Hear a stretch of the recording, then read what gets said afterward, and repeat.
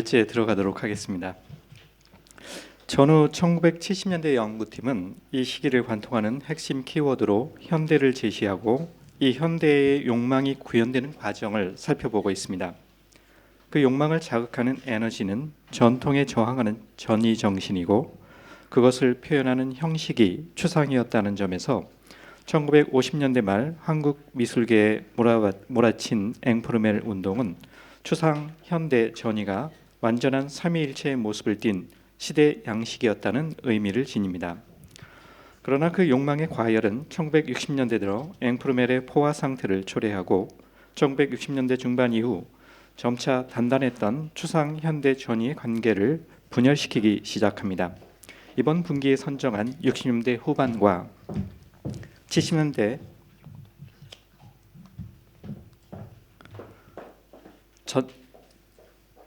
전반의 텍스트에서 추상은 현대적인 것일 수는 있어도 전위적인 것인지는 확실치 않게 되었다거나 70년대의 미술가나 비평가들이 전위의 당위성 내지는 논리의 부재를 반성하는 모습을 살펴볼 수 있었던 것은 그러한 분열의 증상을 웅변합니다. 그 증상은 1960년대 후반에 나타난 네오다다, 팝아트, 옵아트, 기하학적 추상, 해프닝 등과 같은 방식으로 표출되었습니다. 이러한 증상이 나타난 배경으로는 60년대 들어 전개된 경제개발로 인한 도시 환경의 변화, 파리 비엔날레, 상파울루 비엔날레 참여 등을 통한 직접적인 서구 미술의 경험, 그리고 일본과의 국교 정상화 이후 빈번해진 일본 미술계와의 교류, 저항의 대상이던 전통에 대한 재고 등을 거론할 수 있습니다. 전위, 추상, 국제교류, 전통이라는 키워드로 각 연구원이 살펴본 현대의 분열을 아래에 정리합니다. 전위는 계속적인 실험이자 자신을 부정, 파괴해 나가는 부단한 인간 정신의 운동으로 급진적인 사회 변혁을 포함해서 체제에 대한 정면 도전을 의미합니다. 1969년 에이지그룹의 등장에서 알 수 있듯이 1970년대에도 전위는 미술인들의 주요 관심사항이었습니다.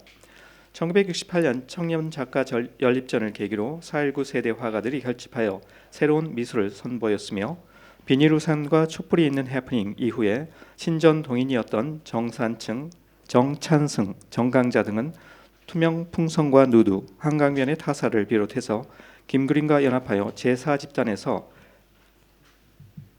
해프닝을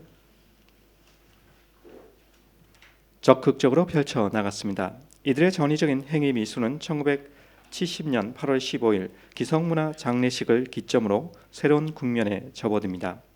당국의 단속으로 이 행위 미술은 완성에 이르지 못했지만 사회적 관심을 불러일으켰습니다. 그러나 그 이후 해프닝은 급격히 소멸됩니다. 1975년 이건용이 이벤트라는 새로운 용어로 행위 미술을 시작할 때까지 행위 미술은 중단되다시피 했습니다. 동시에 미술 평론가와 작가들은 그때까지 이루어진 해프닝의 전위성에 대해 제고하는 태도를 보이기 시작했습니다. 따라서 전위적인 해프닝이 지속될 수 없었던 배경에는 당국의 탄압으로 활동을 지속화하기 어려웠던 측면 외에도 평론가와 작가들 스스로의 해프닝의 당위성 내지는 논리의 부재에 대한 반성도 자리하고 있다고 하겠습니다. 1969년에서 1975년 사이에 저널에 실린 전위미술 관련 몇 편의 글을 살펴보도록 하겠습니다. 우선 당국의 탄압을 확인할 수 있는 신문 기사로 경향신문에 있는 한국의 전위 예술 이 부분의 인용 부분을 보면 제4집단이 가드 해프닝의 계기가 되어 흑계와 당국이 단발령을 내리게 되었다라는 내용과 우리나라에서 전위 예술이 뿌리를 받기에는 상당한 시간이 필요할 것 같다라는 논조의 기사입니다. 마침내 1976년 3월 15일 동아일보에는 국립현대미술관이 각 미술단체에 전위미술 작품 전시에 관한 협조 의뢰를 공문으로 보냈다고 밝히고 있는데 그 주요 내용은 전위를 위장한 사이비 미술과 옥내 전시를 목적으로 하지 않는 미술 행위는 삼가달라는 요청이었습니다.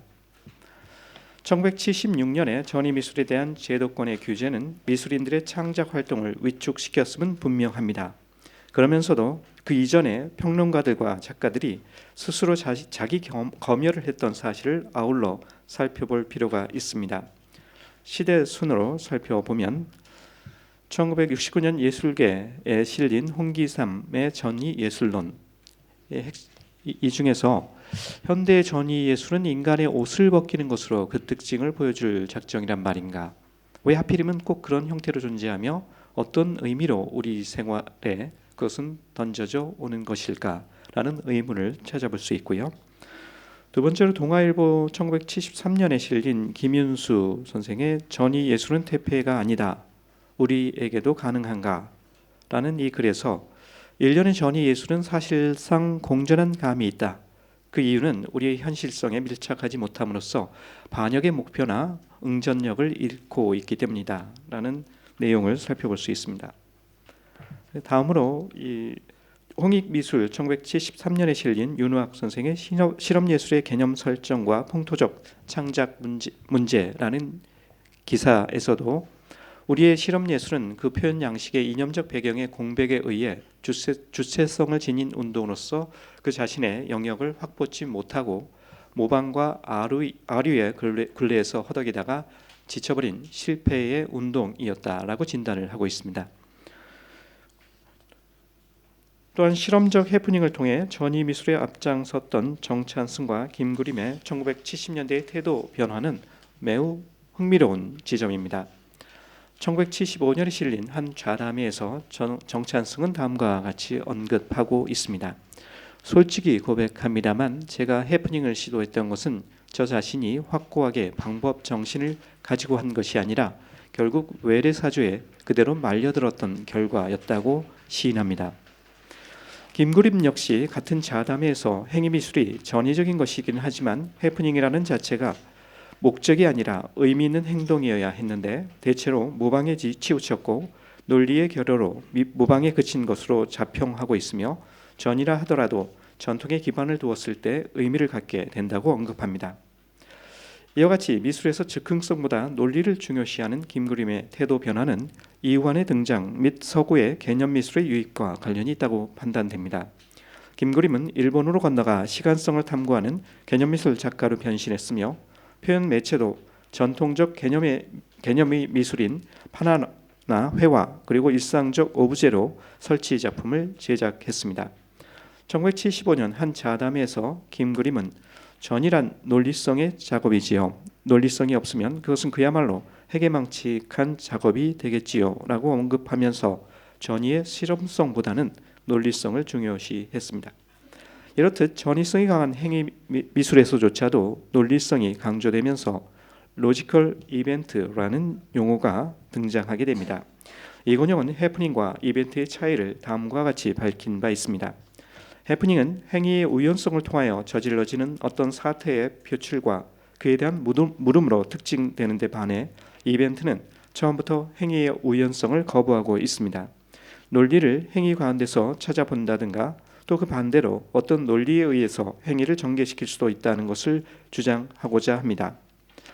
이건용은 이벤트를 하기 위해 철저한 계획을 세웠습니다. 자신의 동작을 물론 동반한 퍼포머의 행동까지 세부적으로 지시하였습니다. 요컨대 1960년대는 새로운 실험적 양식의 미술이 전위적 위치를 차지했다면 1970년대에는 새로운 실험적 양식이 아니라 개념미술이 전위적 위치에 있었습니다. 여기에서 개념미술은 서구의 개념미술과는 많은 차이가 있습니다. 서구의 개념미술은 시각적인 조형 중심이 아니라 언어 중심의 미술, 즉 표현 방법의 문제라고 한다면 한국의 개념미술은 미술의 표현 방법이 아니라 양식이라기보다는 작품에 어떠한 철학적 함의가 있느냐, 조형적 요소를 어떻게 논리적으로 설명할 수 있는가 하는 점이 핵심입니다. 다시 말해서 한국에서 1970년대 개념미술이란 시각적 표현물이 작가의 철학이나 정신세계를 어떻게 함의하고 있는지를 논리적으로 설명하고 있는 미술이라는 것입니다. 이처럼 행위미술을 포함하여 탈평면, 설치, 비디오 등 다양한 미술 장르로 전개된 70년대 전후에는 전통과 자연이 직간접적으로 접목되었고 전위를 담당한 층은 신세대가 아니라 30대 중반의 중견층이었다는 점에서 70년대는 전위의 가장 큰 덕목인 저항이 빠진 정의, 즉 전위마저도 한국적이기를 요구하던 시기였다 평가할 수 있습니다. 1975년 평론가 박용숙의 다음과 같은 언급은 1970년대 전의를 통찰하고 있는 듯합니다. 저항의 이빨을 갖지 못한다면 그것은 결국 한낱 종이 호랑이에 불과하므로 그러한 행위를 전이라는 이름으로 합리화시키는 것은 정말로 어처구니 없는 일이 된다. 다음에 두 번째 키워드인 추상 관련 부분입니다. 1960년대 추상은 외견상 전례 없는 가시성을 구사했지만 가치 하락 또한 겪었습니다. 우선 앵프로멜의 확산은 추상을 지배적인 미술 형식으로 만들었습니다. 1961년 국전 서양 화부가 구상, 반추상, 추상으로 나누어 접수받고 1969년 구상과 비구상으로 나뉘어 전시되는 상황이 말해주듯 그 공세는 이제 국전을 양분하면서라도 아카데미 사실주의가 스스로를 보존해야 하는 상황으로 이어졌습니다. 그러나 양적 성장은 동시에 추상의 전형화, 상투화, 질적 퇴보를 동반했습니다. 1950년대 말 앵프로멜에 의해 추상 현대 전이의 삼위일체가 만들어졌다면 1960년대 들어 추상은 현대적인 수는 있어도 전위적인 것인지는 확실치 않게 되었습니다. 사실주의 아카데미즘이 저변을 형성하고 있기에 추상은 여전히 소망스러운 것일 수 있지만 제도화된다는 점에서 전위성의 주장은 50년대와 같은 설득력을 얻지 못했습니다. 이 같은 추상을 둘러싼 의구심에는 1960년대 구미의 미술계의 변화도 중요한 역할을 했습니다. 프랑스의 시각예술 연구 그룹의 키네틱과 옵, 그리고 누보레알리즘의 레디메이드, 미국의 네오다다와 팝의 등장은 추상의 시대를 뒤로하고 구체적인 형상이나 일상 오브제의 복귀를 시사했습니다. 이러한 최근의 경향에 대한 정보는 1960년대부터 파리 비엔날레와 상파울로 비엔날레에 한국 미술가들이 참가하면서 즉각적인 정보와 직접적인 체험의 근거를 두고 더욱 확산되었습니다. 이제 구미의 선진 미술은 추상 이후의 미술입니다. 실제로 이 표현은 1967년 12월 청년 작가 연립전 피켓 선전의 한 구호가 됩니다. 이런 맥락에서 1960년대 한국 미술에서 쟁점이 된 용어는 추상보다는 구상이었습니다. 1950년대 말 앵프로멜 추상의 공세로 인해 그에 대립되는 말로 부상한 그 용어는 대상에 대한 자연주의적 묘사, 즉 관학파 사실주의를 의미했습니다. 이 점은 1960년대 초 국전의 분류법을 통해 확인됩니다. 그러나 추상에 대한 형식적이고 존재론적 반대제로서의 구상이라는 일반적인 인식은 이경성, 이일, 박서보, 오강수 등 일련의 미술가와 평론가들에 의해 지속적으로 문제시되었습니다. 그들에 따르면 구상이 사실로 이해되지만 이는 구상을 추상 이전의 것으로 간주하는 문제를 지닙니다. 오히려 구상은 반동적인 것이 아니라 혁신적인 것입니다. 즉 추상 이후의 것입니다. 이 일은 요컨대 구상은 결코 사실주의의 동의어가 아니다. 더욱이 오늘에 와서 온이 되는 구상은 추상적 체험을 살린 후에 발견되는 보다 광범위한 전망과 가능성을 가지고 있는 것이다 라 지적했습니다. 사실 1950년에서 60년대의 한국 추상은 어떤 의미에서 구상이었다 말할 수 있을 것입니다. 그것은 어떤 식으로든 화면 밖의 것에 대한 연상으로 나아가는 일을 동반했습니다. 그러면 화면 자체의 자율성은 침식되고 경험의 순정성은 보증받지 못합니다. 왜냐하면 그러한 화면에 대한 감상은 암시된 형상이든 제스처나 텍스처 혹은 톤이든 간에 연상을 일으키는 단서들에 이끌려 해석을 시작하게 되기 때문입니다. 이런 점에서 신사실파의 추상은 엄연히 구상적이었고 앵프로멜이나 네오다다의 추상은 은밀히 구상적이었으며 악티엘의 그것은 다름 아닌 바로 프랑스적 정의의 새로운 구상에 가까웠습니다. 시작적 데이터가 형언할 수 없는 감각을 제공하는 일 이상으로 구상적이고 은유적으로 작동하는 일, 1901은 1960년대 후반 소위 기하학적 추상의 경우에도 크게 다르지 않았습니다. 그 작품들은 물론 점선면 색의 조합을 통한 반복적 패턴이 자율적인 리듬을 제공한다는 점에서 자기 참조적일 수는 있지만 그 리듬은 이미 알고 있는 색띠의 패턴, 즉 한국적이라 간주된 색동과의 연관을 숨기지 않았고 아니면 아예 제목을 통해 근대화의 도시적 질서를 영감으로 했음을 드러내곤 했습니다. 사태가 이렇다면 한국 추상의 그 끈질긴 구상적 면모를 한국 미술에 내재한 일종의 구조적 속성으로 바라볼 필요가 있을 것입니다. 즉 서구의 참조와 전통의 부정을 힘으로 삼았던 20세기 한국 미술의 형성 과정에서 계속되는 충격을 익숙한 것으로 만들거나 다뤄내는 방식으로서의 구상성이 요구된 것은 아닌지 말입니다. 최소한의 윤리나 필연 확보의 방식으로서의 구상성, 이는 한국 추상의 담론에 한국적인 것이든 시대성에 대한 것이든 화면 외부의 것과 결부되는 방식으로 추상의 정당성을 주장하는 일이 반복되는 이유로 보입니다. 한국 추상의 전개에 있어서 어떤 변화가 감지된 때는 1960년대 말이었습니다. 이 시기 추상 담론에는 외부의 대상이나 주제, 즉 작가의 표현이나 감정이든 그러한 연상적인 거나 암시적인 것을 지원하는 방식에 대한 관심이 부상합니다. 물론 자율적 화면에 대한 관심이 처음은 아니었습니다. 한국 미술의 추상에 대한 관심은 서사로부터 결별하고 조형적인 것에 배타적으로 초점을 맞춘 화면에 세련되고 청신한 느낌과 떨어져 생각될 수 없습니다. 그런 느낌은 1950년대에 종종 현대적이라 불렸습니다. 그러나 1960년대 말의 경우에는 그 방법에 있어서 전보다 구체적이었습니다.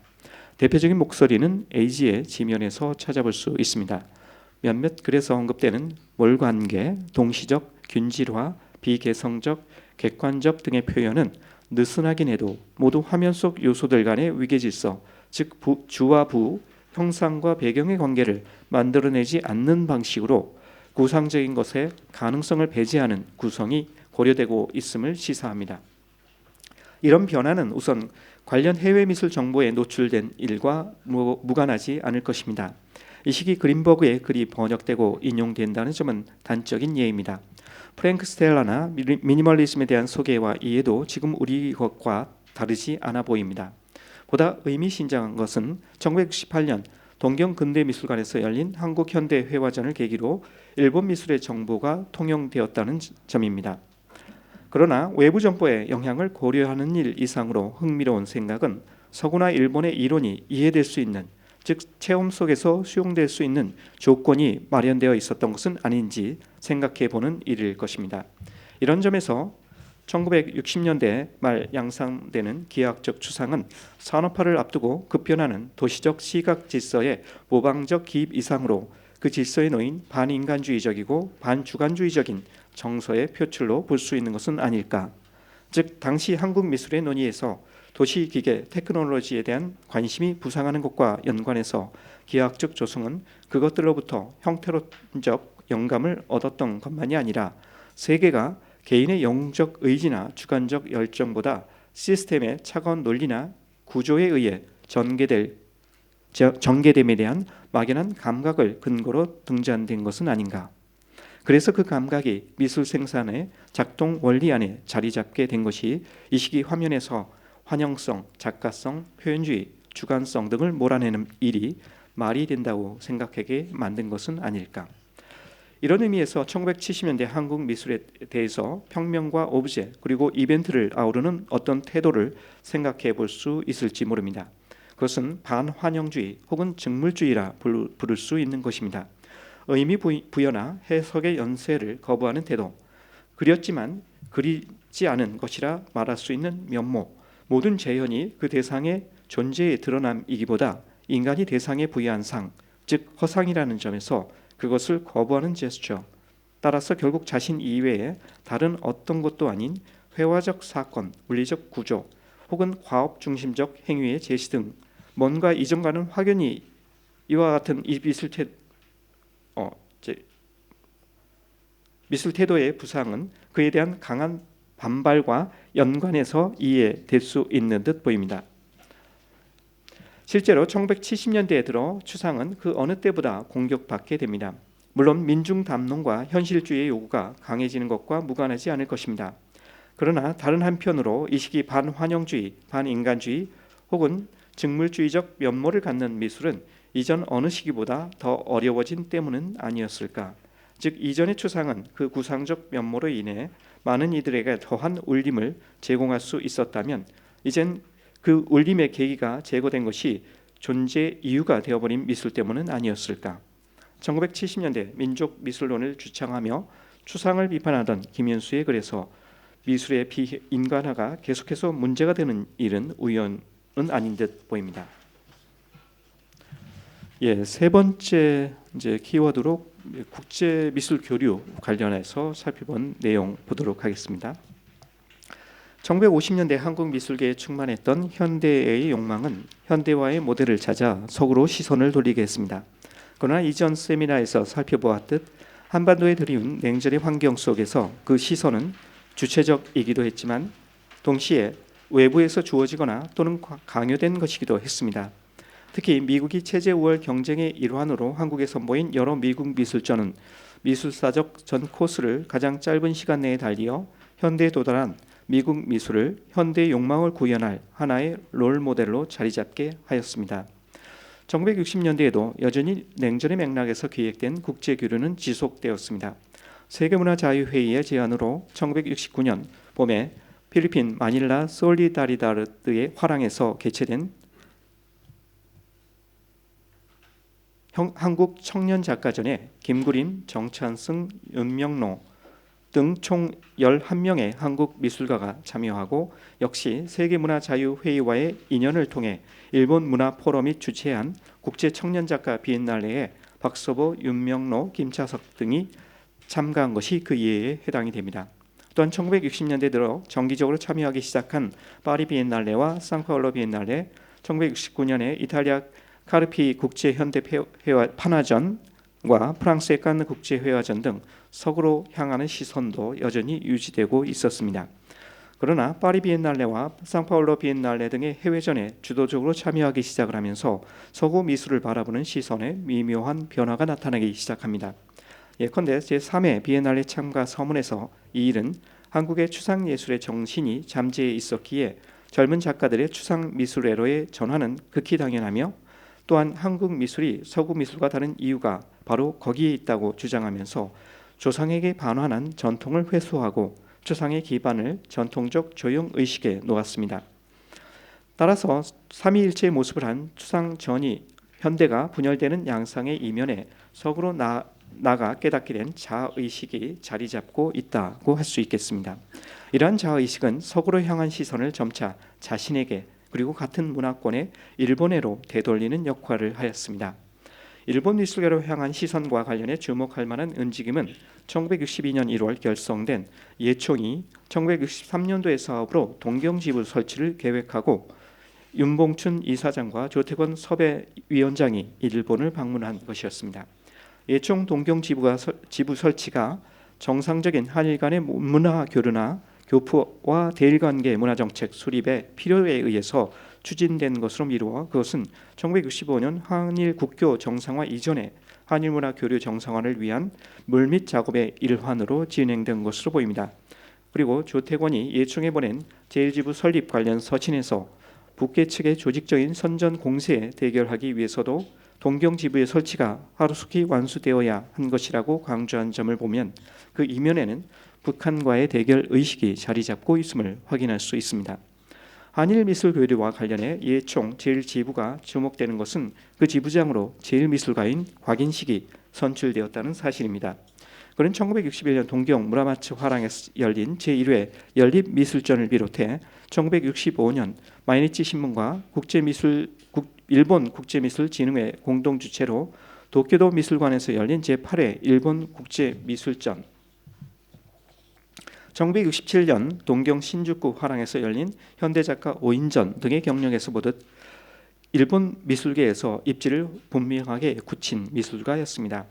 한일 국교 수립 이후에 빈번해진 한국 작가의 일본 내 전시, 예컨대 곽인식 외에 윤효중, 최기원, 박항섭, 류경채, 최영림, 박노수, 권영우가 출품한 제8회 일본 국제미술전, 권옥연, 청경자, 박노수, 김서영 등이 일본 내 열의 화랑에서 가진 개인전, 뉴저펜 호텔 내 한국 공보관 개관을 기념하여 개최된 백양회전 등은 지부장이 미술가인 예총 제1지부의 주요 관심 분야가 미술이었을 가능성을 시사합니다. 한일 미술 교류에서 결정적 전기를 마련한 사건은 1968년 한일 문화교류 일환으로 도쿄 국립근대미술관에서 열린 한국현대회화전이었습니다. 이 전시를 계기로 한국 미술계와 관계를 맺기 시작한 이화는 이후 한국 미술계와 긴밀한 예술적 교류를 이어갔습니다. 개인적 교류 외에도 그의 사물에서 존재로가 미술출판사의 제6회 예술평론상에 입선한 1969년 7월호 공간에 게재된 그의 일본 현대 미술의 동향은 한국의 많은 젊은 미술가에게 동시대 일본 현대 미술의 동향과 그에 대한 관점을 확립하는 데 도움을 주었을 것으로 판단됩니다. 제9회 현대 일본 미술전과 관련된 이 글에는 다카마츠 지히로, 세키네 노부오, 이이다 쇼지, 나리타 카치히고 등의 작품을 바라보는 이완의 관점이 압축되어 있습니다. 특히 매체의 차이가 있긴 하지만 박소보의 유전질과 유사하게 속이 빈 인간 형체를 풀로 그친 아오야마 코유의 작품과 3차원의 작품임에도 파나 부분에 출품한 노다 테츠야의 작품에 대한 설명은 1970년대 초 한국 미술계의 존재, 장소, 세계, 무명성, 중성 공간 등의 용어가 부상하는 맥락을 이해하는 데 도움을 줍니다. 그러나 일본 현대미술에 대한 정보 제공보다 더 중요한 것은 이완의 글이 현대의 분열이 일어나고 있었던 한국 미술계가 현대화의 모델을 찾아 서구로 향했던 시선을 자신과 동양애로 되돌리는 데 중요한 역할을 했을 것이라는 점입니다. 일본 현대미술가들의 작품을 종래 주객 이원론을 넘어선 구조로서의 작품을 제시하는 것이라고 요약한 이완은 그 배경을 다음과 같이 설명합니다. 그건 이 화면의 텍스트를 봐주시기 바라겠습니다. 모방은 창조의 도정이라며 문화 발전을 위해 대담한 모방도 용인되었던 1950년대와 달리 추상 전이 현대가 분열된 1960년대 말의 상황 속에서 새로운 방향을 암중모색하던 한국의 미술가들에게 동양의 지혜를 바탕으로 서구의 미술가들과 대등하게 사고할 수 있다는 주장은 신선한 충격으로 다가왔을 것으로 보입니다. 특히 서양의 조객 이원론, 이성 중심주의에 대한 대안을 동양의 지혜에서 찾을 수 있다는 이완의 주장은 한국 미술가들이 서구의 콤플렉스에서 벗어나 당당한 자기 주장을 할 수 있는 근거를 제시합니다. 그의 주장은 또한 당시 한국 미술계에서 일고 있던 전통에 대한 재고가 한층 가속화되는 계기가 되었을 것으로 보입니다. 따라서 1960년대 후반 이후 한국 미술가들이 일본 미술계로 눈을 돌리는 것은 한일 국교 정상화로 인한 교류의 확대 속에서 서구 미술의 동향에 주체적으로 대응하는 모델의 탐색을 위한 것이라는 의미를 지닙니다. 시간이 촉박한 관계로 나머지 부분은 텍스트로 하고 네 번째 키워드인 동양 관련 부분을 읽도록 하겠습니다. 전통은 해방 이후 동양 화단에서 가장 많이 언급된 개념 중에 하나입니다. 전통론이 동양 화단의 핵심 화두로 부각되자 많은 이론가나 작가들은 전통의 정의와 계승의 방법론을 제시했습니다. 미술사학자 진홍섭은 전통이란 오랜 세월을 두고 채에 쳐서 남은 것, 그 채는 여러 사람의 손으로 쳐진 것으로 이 시간이 지날수록 더욱 굳어지는 것이다 했습니다. 1960년 묵리배를 발족한 서세옥은 동양 화단의 전통을 문인화로 보았고 그 정신성을 실현한 작가로 소동파, 예찬, 팔대산인, 석도, 양주팔계 등을 들었습니다. 전통을 어떻게 살리며 진전시킬 것인가에 대한 의견은 꾸준히 제시되었습니다. 이 문제를 논의한 이론가 중에 오광수가 있습니다. 오광수는 1963년 전통 계승의 자세, 동양화의 내일을 위하여라는 비평문에서 전통의 오소독스화를 위한 과업을 시대 사명이다라는 명제하에 당시 동양화가 각광받지 못한 이유를 과거 계승 자세의 왜곡, 동양화 본연의 조형 이념과 괴리가 있는 조작으로 진단하였습니다. 그리고 그 해법으로 한국의 풍토성을 제안하였습니다. 이후 1968년 동양화의 조형적 실험이라는 글에서 전통을 어떻게 살리며 진전시킬 것인가를 고민하였습니다. 그리고 동양화의 현대화와 전통의 연관성을 조심스럽게 제시하였습니다. 동양 화단이 시대의 정신적 배경을 무시할 수 없기에 서양화의 영향을 간과할 수 없다는 것입니다. 동양화가 정신적 동적 표현이라 한다면 서양화는 물질적 정적 경향을 지향하므로 정신성의 표현에는 동양화 특유의 자연 관조 방식과 기술이 필요하며 기법에 얽매이지 않는 자유로운 조형의 이념화가 수행되어야 함을 강조하였습니다. 동양화의 전통성 논의는 현대화라는 시대의 조리와 부닥칩니다. 그리고 자연스럽게 추상의 개념이 언급됩니다. 현대화의 해법을 추상의 수용에서 찾으려 한 것입니다. 동양화의 현대화가 바로 추상이라는 논제는 1950년대부터 시작되었습니다. 지필목의 효과가 서양화의 표현 기법보다 추상과 더욱 잘 부합된다는 의견입니다. 동양화의 현대화를 추상으로 실현한 단체도 등장하였습니다. 바로 한국화회입니다. 한국화회는 1968년 이규선을 중심으로 한 서울대 동양학과 출신의 30대 작가들이 결성한 모임입니다. 물론 동양화의 추상에 반대하는 목소리도 적지 않았습니다. 대표적인 작가가 이열모입니다. 이열모는 월전 장우성의 수제자이며 평생 전통 산수화에 천착한 동양화가입니다. 그는 1964년 발표한 추상은 예술이 아니다라는 글에서 현대 미술의 최고의 흥미란 예술 외적인 것, 즉 춘수기약, 근대공간, 무의식에 있는데 이것은 예술이라 할 수 없다고 단언했습니다. 송수남은 동양화의 추상을 적극 옹호하였습니다. 그는 기본적으로 동양인의 사고방식이 추상이며 동양의 추상은 서양의 추상과 내용이 다르다고 했습니다. 동양의 문화권은 서구처럼 사실과 추상을 분리하지 않았고 추상 속의 사실 속의 추상이 공존한다고 보았습니다. 대상을 그릴 때 서양처럼 고도로 사실적인 재현에 목적을 두지 않는다는 의견입니다. 또한 서양에서는 면과 면의 접합으로 생기는 것이 선이므로 선이 부여하는 큰 의미가 없지만 동양에는 선 자체가 예술일 수 있다고 하였습니다. 이와 더불어 동양화 추상의 명칭 문제도 거론되었습니다. 오강수는 국전 동양화부를 비평하면서 비구상에서 동양화와 서양화의 장르 구분이 필요한가라는 의문을 던졌습니다. 비구상의 동양화는 현대회화로 명명해야 한다는 제안입니다. 이는 이미 1960년대에 현대회화를 제시한 이구열의 의견을 계승한 것입니다. 이구열은 묵림회가 순수한 추상예술과 무주제의 작품을 발표하며 형식적인 전통주의를 초월하고 대담한 표현 행위를 들고 나왔다고 평가하였습니다.